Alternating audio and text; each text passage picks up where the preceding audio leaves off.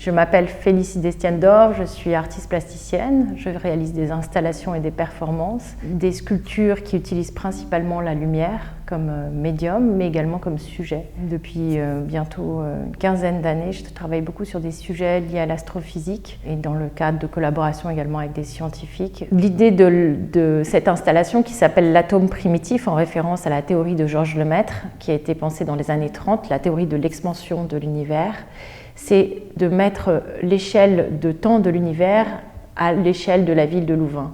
Et donc on part du centre de Louvain qui représente notre temps actuel, notre temps présent. Sur la place centrale de Louvain, le public pourra voir un médaillon un peu particulier qui est un grand anneau de lumière qui représente à chaque instant différents noms d'objets célestes qui survolent la ville de Louvain. Donc l'idée, c'est de créer une sorte d'axe cosmique et comme une antenne, de capter et de montrer toute la diversité de ce qu'il y a dans le ciel au-dessus de nous.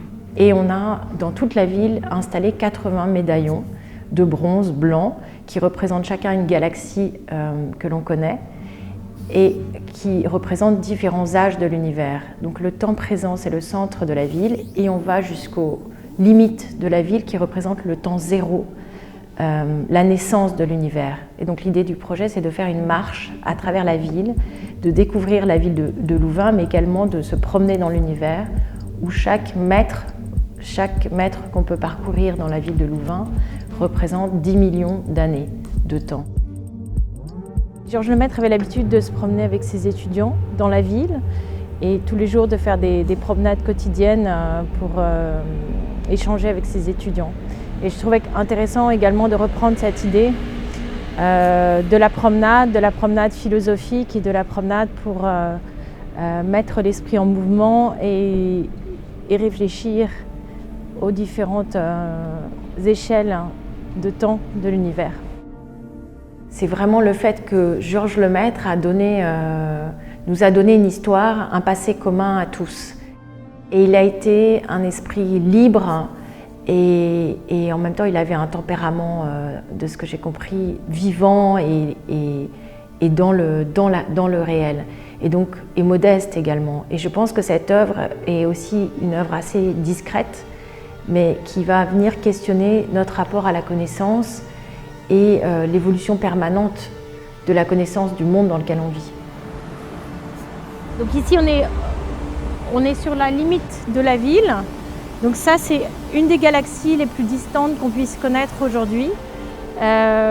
Et l'avenue qu'on voit là, c'est la limite. On est arrivé en fait à la limite de l'univers au temps zéro, à la naissance de l'univers. Le projet est né d'une rencontre avec les nouveaux commanditaires et donc un ensemble de citoyens de Louvain. On a travaillé sur l'idée de rendre hommage à Georges Lemaître, qui est donc un pionnier de la cosmologie.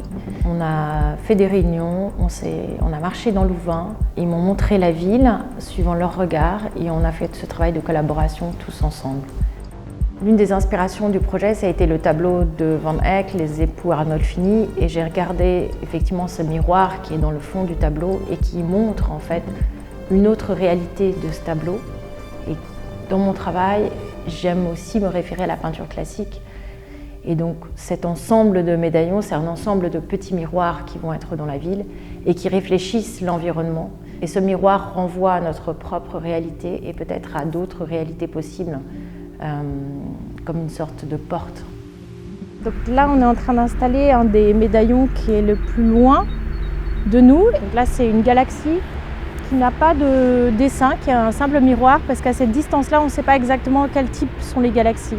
Mais dans le reste de la ville, on a 4 types de galaxies. Donc sur chaque médaillon, il y a en fait le dessin d'une galaxie, la forme d'une galaxie qui décrit son type. C'est l'esprit du public qui va faire le travail, c'est comme une sculpture invisible en fait.